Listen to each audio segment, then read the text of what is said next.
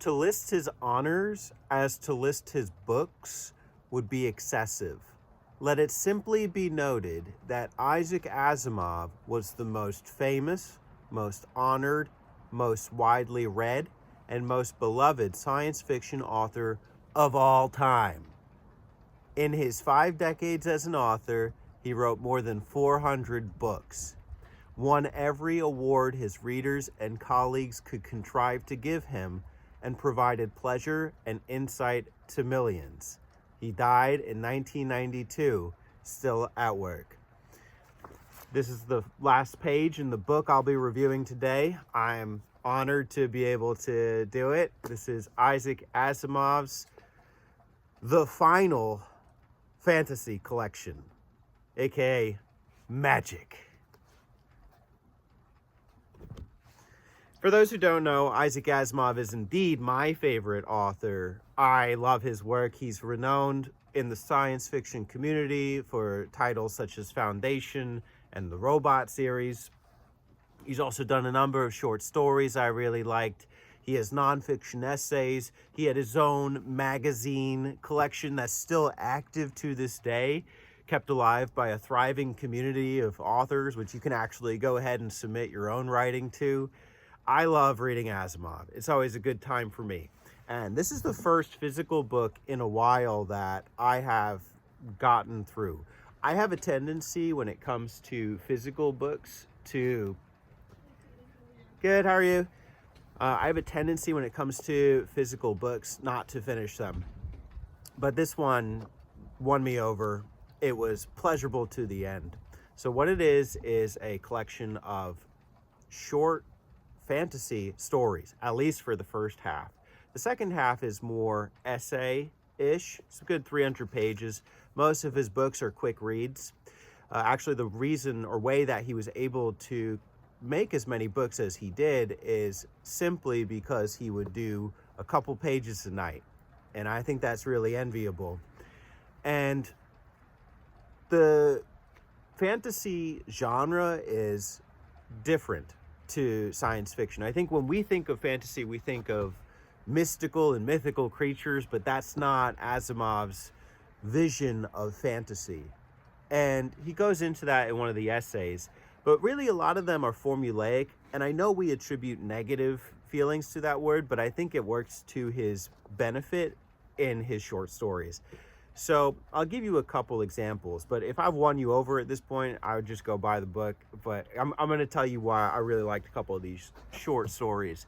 So the formula is essentially, there's a problem. The third person narrator brings it to the sentient being, the problem that's going on with the third party. And then some sort of solution is reached, although it doesn't always work out for them in the end. So there's a woman. She loves her boyfriend. He's incredible. He's the best. Life of the party. The only problem, he drinks. So what does she wish? She wishes, I wish he wouldn't drink so much. I wish he'd just stop drinking. Drinking is all the problem. And so George brings this to Azazel, the sentient being, and says, look, my friend, she's got a problem with her partner. He drinks too much. Can you get him to stop drinking? He says, sure, but, it might not be exactly what she wants. And so the wish is fulfilled. He stops drinking because he grows a distaste for alcohol overnight. And he becomes a miserable shell of himself. Everywhere he goes, he's just so surly because he's always sober. And she's supposed to be happy, but she's completely depressed because of this fantastical wish that she had for her partner to stop drinking. Okay, you get the picture. That's one type or one example of that formula. And then there's many others, and I like how they blend in some sort of reality to the solution. Even though they're not science fiction, they're based in this concept of reasoning, which I really like. So another one is based in the concept of critics, which is what I am. I'm a critic. I'm a reviewer, right? And every writer hates the reviewer because they have no idea what they're talking about. And so there's this couple and they love each other, but the guy is an author. I think no, he's a reviewer and she's a writer. And they're destined to be, except they think so lowly of the other's profession. So they do a little career swap and then they just start going in on each other. And it's really funny the way he thinks through everything. There's so many other good examples of stories in here. There's another one about a professor who dies, but his student, he tells his student, you're never going to be anything. You're never going to be famous. And your writing's shit and it will always be shit. But he goes on to become successful, but he's harboring this grudge against his professor for talking shit to him. He says, I wish I could talk to the professor one more time. Well, you can see where the story's going. I don't want to spoil all of them. They're too good. Anyways, that's the first half. Second half is broken more into essays on some really salient topics, either related to fantasy or science fiction. Now, the science fiction thing was a question mark for me. I wasn't sure how it would factor in. I thought it was actually kind of misplaced at first, but it makes sense the more I thought about it. So the essays on fantasy are kind of just reimagining what fantasy is. It's not all hocus pocus magic, fairies and goblins. It's really like the history of those things.